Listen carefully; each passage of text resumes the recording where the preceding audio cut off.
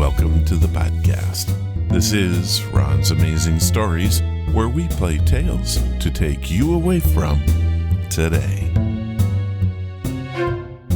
Do you hear that mysterious bluesy backbeat in the background? You hear it every week, but have you ever wondered where it came from? It is the work of Mr. Kevin MacLeod. In fact, Kevin provides at least 90% of the music you hear on the show each week. Amazing! Now, want to know more about Kevin? Well, okay then. Let's have a chat with the man. But first, here is a 5-minute mystery.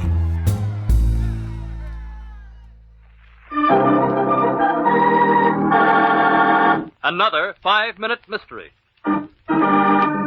This 5-minute mystery is being brought to you by the future of music, incompetech.com. Do you need a score for your project? Then head to incompetech.com. We have more music that you can even shake a stick at. So why shake a stick anyway when a click of the mouse will do?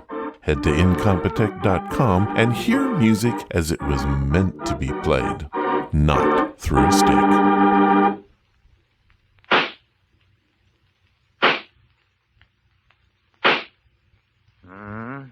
Steady.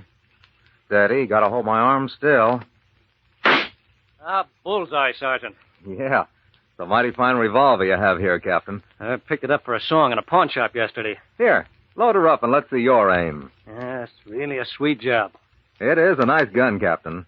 Only trouble is I'm lazy. I don't like a revolver. You have to go to all the trouble of picking the used shells out and reloading. Personally, give me an automatic. Just slip a clip in and... Captain Jenkins, you're wanted upstairs immediately. A report has just come in over the radio of a shooting on the west side. There goes our target practice. Come along, Sergeant. We'll drive out and see what gives.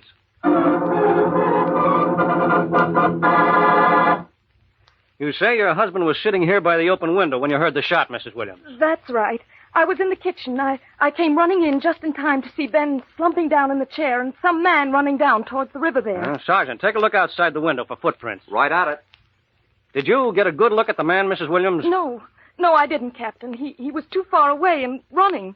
Well, why should anyone want to kill your husband? Oh, he's quite wealthy, Captain, and, well, perhaps he's been a bit ruthless in his business dealings.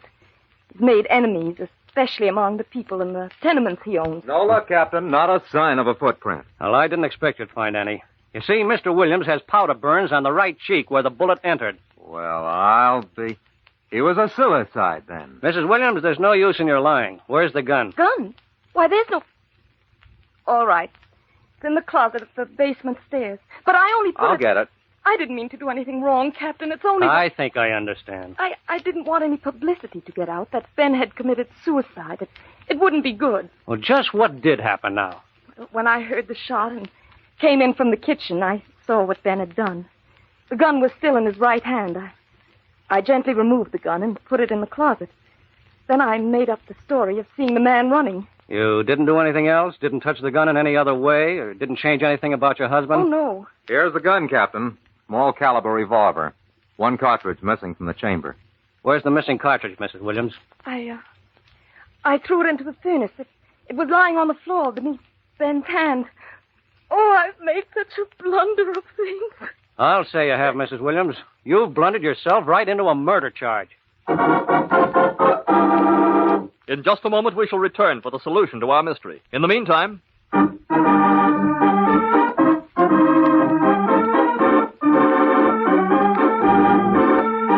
Whoa, a murder after all.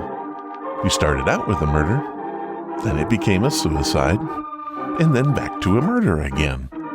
I think I'm going to need a little help with this one. You see, I didn't hear the clue I needed to solve it. But it is my guess that that little gun lesson that we got at the start was not just filler. What do you say we head back to the story and find out? Oh, and don't forget, if you're looking for music for your project, head to incompetech.com. Music with a click of the mouse. And now, back to our story. Yes, Mrs. Williams, you blundered on every move. But especially when you stated you had picked the cartridges off the floor from under Ben's hand. You couldn't have picked the cartridges off the floor. The revolver doesn't eject its cartridges. If your husband had committed suicide, he couldn't have removed it. But you did, and threw it in the furnace as part of the plan. I wonder what story you'll cook up for the jury. Oh, so close, lady, but why take the casings out? Just leave them in there, and I think you might have gotten away with it. Then again, if you were that dumb, you probably left other clues for them to find anyway. After all, crime does not pay. Or is that crime has to be paid? Either way, what does pay is heading to incompetech.com for all your music score needs. You don't need sticks to pick music, just clicks. Thank you for listening to this 5-Minute Mystery.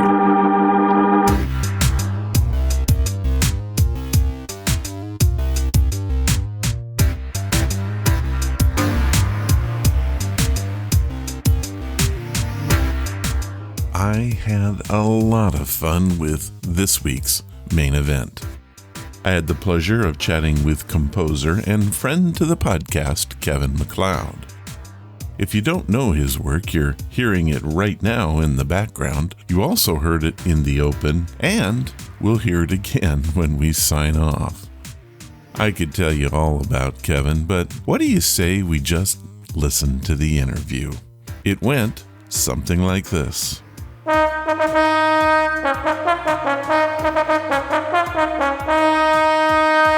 I want to welcome to the podcast Mr. Kevin MacLeod. Kevin is a composer and music producer. He has over 2,300 composer credits listed on the Internet Movie Database, and his music has been used in several commercial video games and online videos. He may be best known for his distribution of royalty-free music through his website, incompetech.com. Welcome to the podcast, Kevin. I may be best known for my music on this particular show. Yeah, you know what? I was looking it up. Do you know that just for the listeners, this is the second time that Kevin has been on the show. The first time was October 11th, 2011, show number 28. How about that? And you were my second interview ever. Oh, all right. Now I'm on this is going to be show 280. And not only are we a podcast, but we're a radio show too now. So we have made a lot of changes over the last 6 years. Fantastic. And right. I got to say, I have been using your music for the program the entire time I've been on. How about that? Since episode 1? Since episode 1. Oh, wow. I have been using Kevin MacLeod music. And I just want to say, let's start this off with a public thank you for producing some really fine music. Well, you're welcome. And if I can reciprocate without sounding like too weird, thank you for sticking with me. Because that's how music becomes iconic. You know, when something gets used and then people hear it again and again and they appreciate it, then that music takes on a life of its own. And if no one was using my music, I would be literally nowhere. So thank you for using my music. Well, you're very welcome. And when I do a new segment or I start something new, the first place I go to is incompetech.com, and I look for a style of music, and it just seems like it's always there. So let me compliment you and say you seem to be able to write several styles of music and do them all quite well. I listen to people. Okay, explain that. Well, I mean, like sometimes there is like a vacuum, the music world, and I will happily fill it. Recently, I was at NerdCon Stories, and I asked all the content creators, what do you guys need more of? And they said like a couple of things. But like the overwhelming thing is like, we need more things that are just like backgroundy things that are sort of exciting, but they're not exciting, so that you can use them to punch up an interview that maybe is not quite exciting on its own, but, you know, to give things some motive power, but without getting in the way. And so then I said, okay. And then I started writing a bunch of stuff that does that. That is exactly good advice, because that's exactly what we do as podcasters. We listen to the content that we have, and then we got to figure out, okay, what kind of music goes with that? And you did a piece, it was a classical, I'm going to say Beethoven-ish type classical tune. And I needed something to do to introduce a segment that I call As Read By.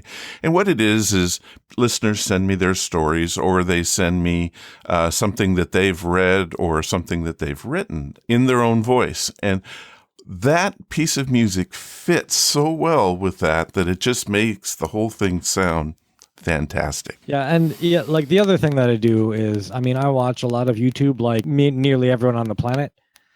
And when I come across something where the music is inappropriate, I can do that better. And then I will just write something just to no one in particular, which is meant to make something that I saw on YouTube better. And those tend to be pretty popular as well. It's not just interviews. Sometimes you just need awkward music or quirky music or something like that. Well, let's talk a little bit about your work. What is it that inspires Kevin MacLeod to sit down and compose something? What is it that just drives you? Failure. Really? Without a doubt, it is failure that drives me. When I see somebody that does something that's inappropriate or not okay or just could be done better, that is the thing that makes me go, I need to fill this void. I can do this better. So what drives me is my need to be better than everyone else. So most of the time when I write something, like ghostwrite something or rewrite something, I'll be watching a cartoon or something and this can be done so much better. And then I'll just rescore it and then release it to the world and not tell the original person that I think their music sucked. But obviously they use that music because that was the best music they could find. And I'm like, well, I made something better. Does this make sense? Is this? Yeah, no, that does. It makes a lot of sense. When you're sitting down and composing and it's just you though, and you want to hear music, what is that type of music? What is it that you go, for me, this is what I want to play? Is that a question you think you can answer? I don't think I've ever done that. Really? Maybe I have. So you always approach a project saying, okay, this is what I need to go from point A to point B then? Is that what you're trying to say? It is all problem solving, emotional problem solving. Huh. How do I make the audience feel the way the director wants them to feel? That's the only thing I do. I don't have a story to tell.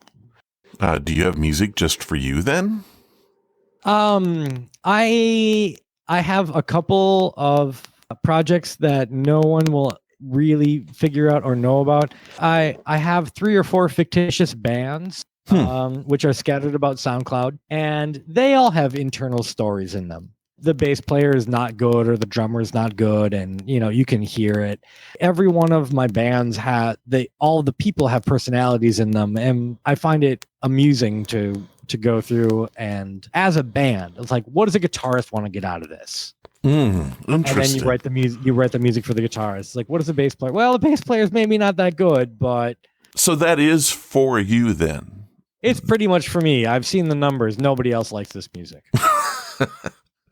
I would actually like to know a couple of those. So I love music. That's me. I'm absolutely in love with music. I started out with a sister in the 1960s that played me everything Beatles that you could possibly play, and I loved it. And then in the 70s, my brother introduced me to jazz, and I loved it. And then I got into classical in the 80s, and I even did jazz myself for a while on my trombone.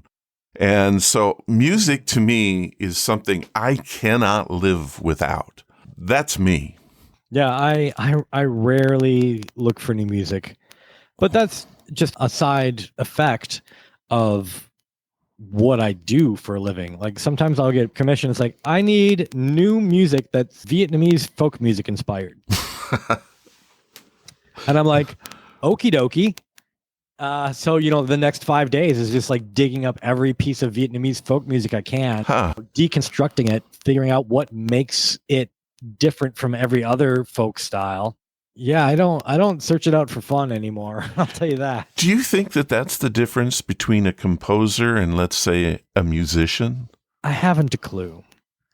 A composer is a person who writes notes. A musician is a person who interprets notes, right? Yeah, exactly. I mean, I still write notes, so I'm sort of a composer. But I also interpret the notes, so I'm my own musician. I guess I don't understand the question.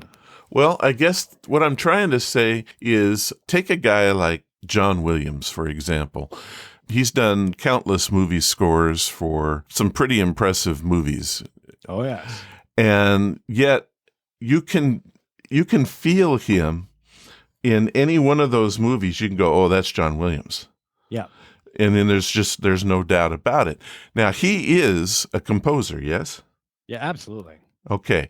So what you do is the same thing, except that you are more guided in that you have to say, okay, I'm given this task and I need to come up with music that this person wants for this particular thing. Yeah, same thing for any composer. That's your job. That's what you do. So, but then there has to be that unique part that is Kevin. Yeah. So this is the other thing. I get a lot of emails from people saying, "Hey, what's the name of this piece of music?" And I don't know, because I've written how many thousands of pieces of music. I don't remember the titles of anything. The best I can do is tell you if I likely wrote it or I likely didn't write it. So even when we're getting into very esoteric Eastern African, European mashup things, I can probably tell you if I wrote it. There's something about me that always comes through. Even if I don't remember writing it, I can go, yeah, that really sounds like me. So everyone has their own fingerprint. Do you go to concerts? I do. Do you find yourself looking at when they're playing? Do you sit there and go, well, no, boy, that level's too high, and I would have done this differently? Yeah. Well, yeah. What was like the last concert that I really enjoyed? The concerts that I really tend to enjoy are the simplest of things. So I go and I watch an Irish music, traditional Irish music trio. Pure, dead simple. 2 chords, maybe. Yeah. 1 chord sometimes. Like nothing deep. And it's all about the energy. The same can be said for like punk rock bands. It's all about the energy. It's about I love watching like 5th and 6th grade bands. There's nothing better for me than hearing students who are terrible, but they are trying. Like I would rather watch a 6th grade band than Chicago Symphony. Because the music is more pure, it's more real, it is more visceral gut in it, and you can feel it. You listen to a violinist who's played for 30 years and like they know the ins and outs. It's like, yeah, you're very good. The execution was great. I didn't feel it. I have heard a couple of violins that I felt it, but they're rare. I mean, they're so rare. The people who are good enough to show you how they fail and let themselves fail, because that's where the humanity in the music comes from. That's why we care about music. That's why we care about people who play music. Yes, I care about music. Yes, you do. There is no doubt in my mind that is the case. Well, let's take the Wayback Machine and go back to what sent Kevin MacLeod down this road. What is it that made you get into music in the first place? I haven't a clue. It goes back before I remember being a person. Really? Oh my God. Yeah. 4 years old, 5 years old. The earliest thing I remember writing as a human being, which God knows, it was very early. I don't know, maybe second grade, maybe third, was like the end credits to a fictional movie. I wrote the end credits to a movie that didn't exist. Some of that's the best music on the planet, the end credits. I got to tell you, I just had to throw that out. So there wasn't anything that triggered you that said, I'm going to be in music for the rest of my life, and this is why. Absolutely not. I mean, I did go to school for music, and then I got hired as a computer programmer. And then I did that for 10 years. Really? And I did very, very little music during that time. And then one day you decided to switch, or did you get fed up with the programming life? One day the tech bubble burst and nobody had jobs. And then I'm like, I kind of like this music thing. And that's how you got started. That's how I got exposed to most people, right? When you decided to do this and make this your life's goal, you got the website up and running. How is it that you got into doing video games and movies and movie shorts and even some of your YouTube stuff? How did you shift into that? I don't think it was a conscious decision. So my job as a composer is to affect the emotions of other people. And I want to do that as efficiently as possible, as effectively as possible. And before YouTube hit really big, I put my music online and I said anyone can use this for anything. And when YouTube came in, initially it was the Wild West. You could put anything up there you wanted. And then there was the crackdown on anyone who used, quote, copyrighted, unquote, music. Their videos are getting pulled down. And so everyone was starting to scramble for music that wasn't going to get pulled down. And I said, anyone can use my music freely. And people started flooding in and using my music. You also run a public domain music site. Yeah. What is the difference between the two? Okay. So the music that's on my website, incompetech.com for all your music needs. You can use commercially. All you have to do is credit me. Credit me in your video, credit me in the description. Just credit me and you can use it and it's fine. You can't take it and use it in a TV ad or a radio spot without paying a licensing fee. Which is, by the way, $30. It's not that rough. No, that's very good. If you're producing a music spot and you can't afford $30, you should probably move to a better market. That's all I ask of anyone. There are A-rate movies which have used my music, and it's like, yeah, we need to negotiate your usage for this music. I'm like, yep, $30. And they're like, okay. We're going to pay you more than that. I'm like, okay, that's fine too. You can give me more money and that's fine. But that's all I ask is $30 because really you need to make things simple because nobody who's creating things, especially like people like up and coming people who you can't expect them to negotiate the world of rights management. It's terrifying. It's like, all right, I'm putting on a play in a theater. Okay, it's going to have a run of more than 2 weeks, and the theater has seating of more than 400, but less than 500. However, the average in-house crowd is only 220. Oh, you got to look up all these arcane things. Nope, $30, done. All right, we're fine. So there's a lot of my music that I've done, which is never been licensed. Like nobody's ever paid for it.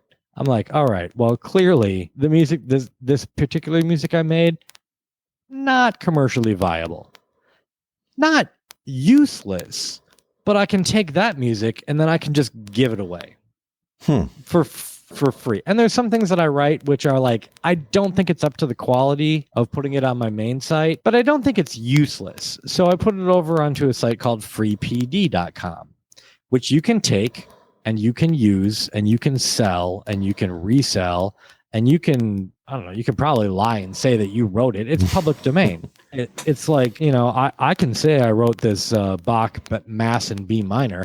I'd be wrong, but I can say I did it. No one's going to sue me. Bach's dead. So Free PD is the place for really, really, really, really free music. And I can attest, there's a lot of stuff there. There's a lot of stuff there, and a lot of it's not great. Some of it's very usable. Yeah, I will admit that I don't spend a lot of time doing like tech support on free PD stuff. It's like, it's 100% free. I'm not going to spend an hour trying to find the right piece of music for you. You go do that yourself. It's free, like literally really free. And there's only, to my knowledge, 2 sites on the internet that have free recordings of music. Muse Open, MUS Open is the other one that has really, honest to goodness, free music. And is adware free. It is music that was written by a composer who died like more than 150 years ago, recorded by either enthusiasts or like community colleges. If you want classical music, go to Muse Open. If you want some classical and some contemporary, go to Free PD, because I steal music from Muse Open and put it on my site because it's public domain. Anyone can do anything they want. If you, as a listener, want to, you can go and take all of the music from Muse Open and all of the music from Free PD and put it on another site and run ads against it, and you can make money. Really? It's going to take a lot of effort, but you can do it. And you are violating nobody's rights. 100% legal, guaranteed. When you're deciding whether or not this is a piece that goes to PD music or this is one that goes to my Creative Commons site, is it just quality, or is it just, I have no use for this? What drives which way it goes? Most completed pieces that I have go on to the Creative Commons site. Completed. Sometimes I will publish fragments over to the public domain site, because I don't want to muck up my catalog, right? Because one of the hardest things in the world is finding music. And if you go to a site that has 400,000 pieces of music, there is no way in hell you can listen to all of those and figure out what works well for you. I try to keep my catalog under 2,000 pieces. If I don't think the new thing that I did will displace like an older thing that I did in some respect, it's just going to go to public domain. I have spent a lot of time looking for music, and one of the things that I really like about incompetech.com, the place where you can get music for free. Really, incompetech.com. That's exciting. Yeah, it is. One of the things that you have done there is you can search the music by mood. And nobody does that. I think you're the only one. There's a lot of people that are doing that now. Well, you started it because yes, that's true. And I recommend that everyone steal it. Well, it makes looking for music a whole lot easier. For instance, I needed something to introduce a very country western type vibe. And on your site, all I had to do was type in country western and boom, there they were. Or if I wanted something with a scary vibe, I just typed in scary music, and lo and behold, you had it listed by thriller and just everything I needed is always easy to find.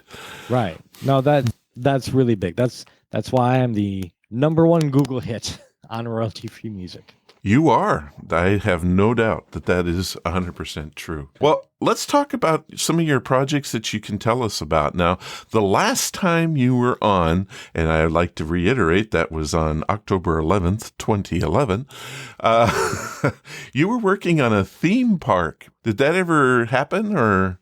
Possibly. Depends on which theme park. Oh, you've done more than one? I think I've done 3. Really? Can you talk about them? Yeah, there's one somewhere in Scandinavia. I forget, Sweden or Finland. And someone's going to email me and say, Finland's not Scandinavia or Sweden. I don't know. Somewhere up there. I know I've done music for Ferrari World in Dubai. Wow. And I started doing work for a theme park in Poland, and that failed. I don't know, either yes or no, depending on which theme park I was working on at the time. Are you still doing stuff for video games as well? Absolutely. Like right now, the market is huge in like casual gaming, iPad, iPhone, Android games. I do those pretty regularly. Any that we might be aware of? There's literally thousands and thousands of like really good ones. It sounds like a dream job to me.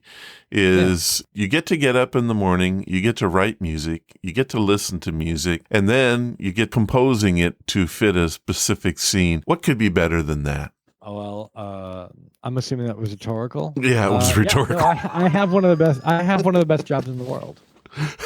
Yeah, it is. Well, Kevin, if they want to find you, now I know we've mentioned the sites a couple times. How do you do it? You've mentioned it in Compotech.com? Yep. So how do you find me? Google for graph paper. Google for graph paper. I did some checking. I know that you're available on iTunes as well. Absolutely. And I have found you on Facebook. What is your favorite mode of... Yeah, you have a Facebook site. Oh, I didn't know that. Well, I guess I did. Like, there's a Facebook fan site that somebody started, and then they gave me administrative access to it, and I don't keep it up. So Facebook is a terrible way to get a hold of it. All right, so let's strike Facebook out. We've got incompetech.com. Compotech.com. We've got, you said Google. Yep. And is there... Patreon.com, if you want to actually contribute financially to my well-being. Patreon.com. Look for Kevin MacLeod. I'm sure I'm there. What is the actual website name for the public domain site? freepd.com. freepd.com. Now that just made me think. Do you take uploads at freepd.com? If you make music and you want it released in the public domain, contact me. I will absolutely put your music up. Really? And it will absolutely get out to a lot more people. Like I said, like I talk to a lot of composers, and if you're a composer, you know how this goes. Because you start like 150 projects, 20 of them maybe make it to the end. Take the things that didn't quite make it to the end, send them to me. I will put them on the site. You get super credit for it. People download it. People use it. People get to know who you are. Swear to God, make public domain music a real thing in the world. Help me. Help me. Help you. No, well, you heard it here first, folks. Let's help him out. Now, let me ask a question. I do a lot of composing. It's not really composing, I guess, using the iTunes loops. Is that legal to do, to send it to you? The Apple loops? Absolutely. The thing that you make, assuming it is not just like one Apple loop over and over again, if you make a real thing, you have the license to be able to release that piece of music in the public domain, I'm pretty sure.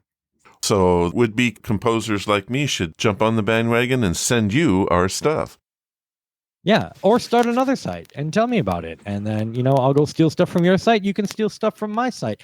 And we can make a real resource for humanity. I don't mean to get so grandiose about this, but I really am excited about public domain music. That sounds fantastic, and I'll tell you why. One of the biggest problems as a podcaster these days is they're really starting to crack down on us. There was, it was maybe 13, 14 episodes. I did this little skit where I was telling a true story that happened to me, and I happened to use a piece of music. I grabbed it, and it was Metallica. And the next thing I know, I'm getting all these messages from people saying, you can't do that. You can't even use 5 seconds of their stuff. And if I could have found something in public domain to do the same thing, I would have. Yeah. But I needed that Metallica sound in order to pull the skit off. And you know what? I'm never going to do that again. Yeah. Search for hard rock music over on FreePD. Maybe there's something there. I don't know. And you know what? Maybe I can write something like that. I've got a guitar. I can do this stuff. Well, shoot, I will have to send you my ideas more often. Absolutely. All right. Well, Kevin, I want to thank you for joining us on the program today. I know that the listeners are going to love to hear from you. And what do you say you don't wait another 5 years to come back, or 6, or whatever it is? I'm here whenever you need me, my friend. All right. Kevin, thank you so much for being on the program today. It has been a pleasure. Good to hear you, too. That was a whole lot of fun. To Kevin, I say a heartfelt, it was a pleasure to talk to you again, and thank you for your patience whilst we recorded. We had a rough start. Skype would just not behave, and we had a few other issues. Google Hangout came to the rescue, and we got it done. I hope you guys enjoyed the result. And now this.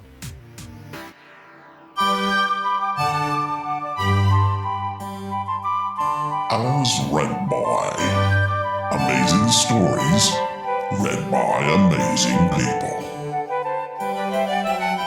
This time on As Read By, we have The Troubadour, written by Robert A.W. Lowndes, and it is read by Corey Samuel.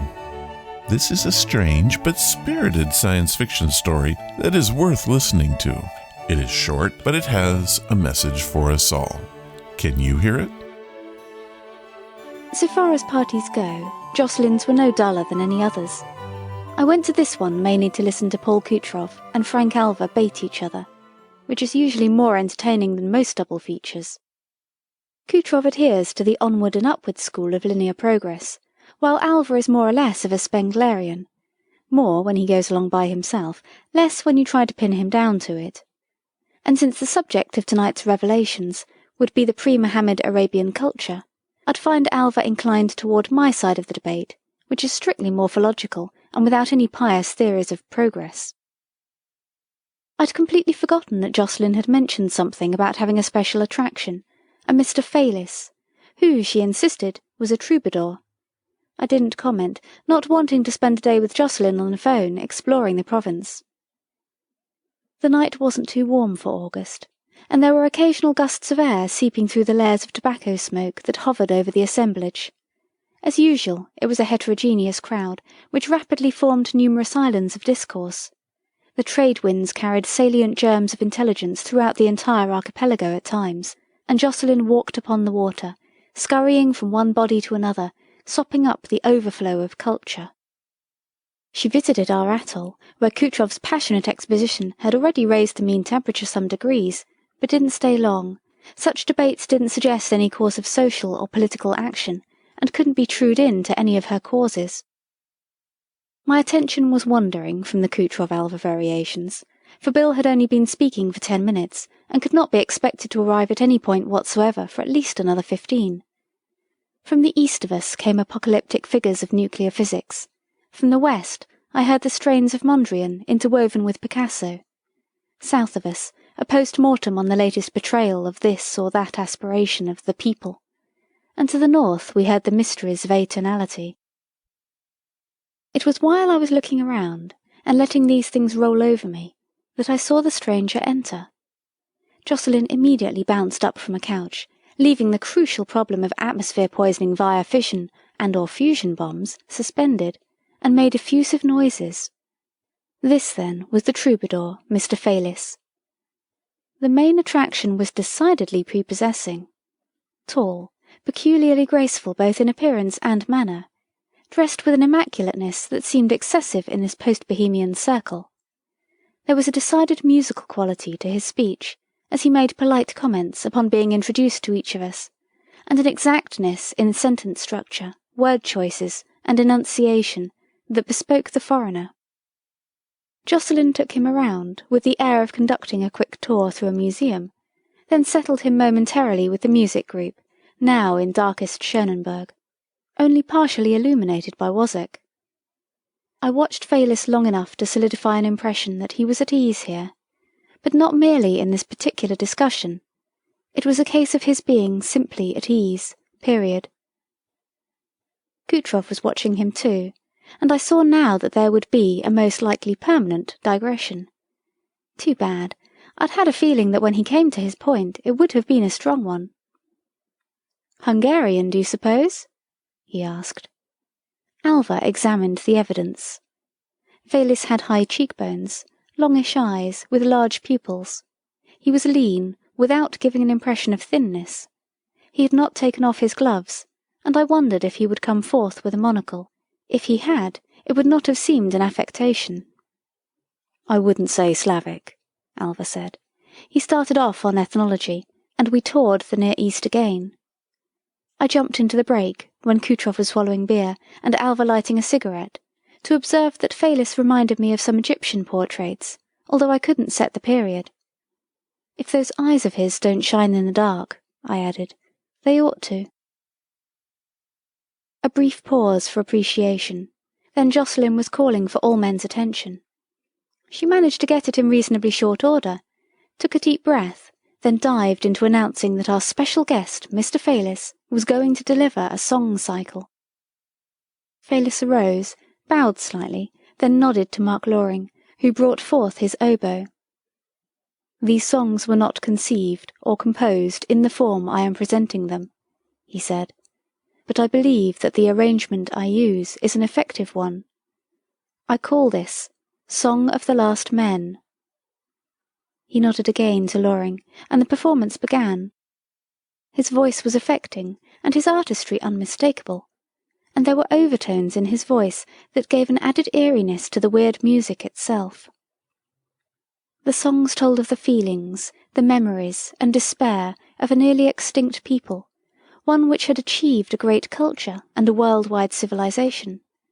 The singer knows that the civilization has been destroyed, that the people created by this culture and civilization are gone, the few survivors being pitiful fellaheen, unable to rebuild or bring forth a culture of their own. There is despair at the loss of the comforts the civilization they knew brought them, sorrow at their inability to share in its greatness, even in memory, and a resigned certainty that they are the last of the race. They will soon be gone, and no others shall arise after them. There was silence when Faylis finished, then discreet but firm applause, as if the audience felt that giving full rein to their approval would make an impious racket. Faylis seemed to sense this feeling, and smiled as he bowed. "These are not songs of your people, are they?" asked Jocelyn. Faylis shook his head. "Oh no, they are far removed from us. I am merely an explorer of past cultures and civilizations, and I enjoy adapting such masterpieces of the past as I can find. This arrangement was made for you. I shall make a different one for my own people, so that the sonic values of the music and the words agree with each other." Kutrov blinked, then asked him, "Well, can you tell us something more about the people who created this cycle? It has a familiar ring to it, yet I cannot tie it in with any past culture I have heard of." Jocelyn cut in with the regretful announcement that Mr. Faylis had another appointment, and called for a note of thanks to him for coming. More applause, this time unrestrained. Faylis smiled again, and swept his eyes around us, as if filled with some amusing secret. Then he said to Kutrov, "You would find them quite understandable." I wandered over to the window in search of air, and noted that someone had indiscreetly left a comfortable chair vacant. I was near the door, so that I could hear Jocelyn say to Faylis, "It was very moving. Why, I could almost feel that you were singing about us." Faylis smiled again. "That is as it should be." "Of course," chimed in Loring, who'd come up to ask Faylis if he could have a copy of the score. "That's the test of expert performance." The lights were dimmed again by the fog of tobacco smoke, and I could see the street quite clearly by moonlight. I decided I would watch Faylis and see if his eyes did glow in the dark. I saw him go down the sidewalk with that graceful stride of his hands in his pockets, but I couldn't see his eyes at all.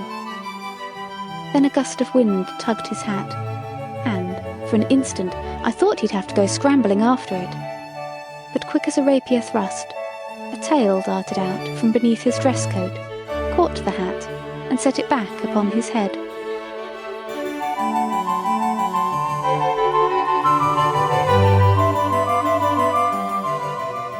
Our author for today was Robert Augustine Ward Lowndes. His name is a mouthful, but he was an inspired American science fiction author. He was best known as the editor of Future Science Fiction Quarterly, but also worked at other publications for Columbia House. He was highly respected in the sci-fi community, and folks like mystery writer Edward D. Hoke would only contribute to a magazine as long as Robert was editing it. How about that? Oh, and yes, the music for As Read By was done by Kevin MacLeod. How about that?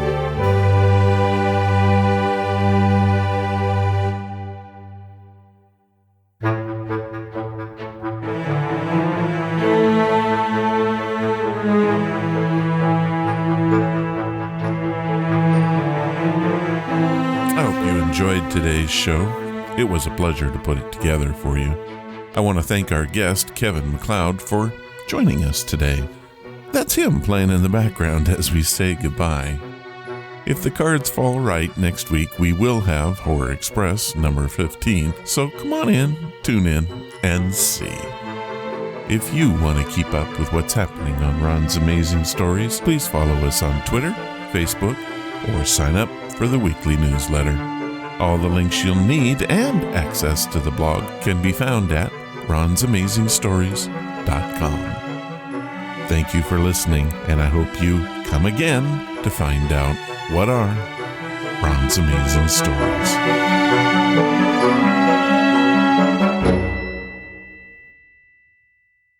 All of the vintage audio used in the podcast is believed to be in the public domain. Ron's Amazing Stories does not own the rights to any of the old-time radio used here. If you hold the rights to any of the shows played, please contact us immediately at ronsamazingstories.com.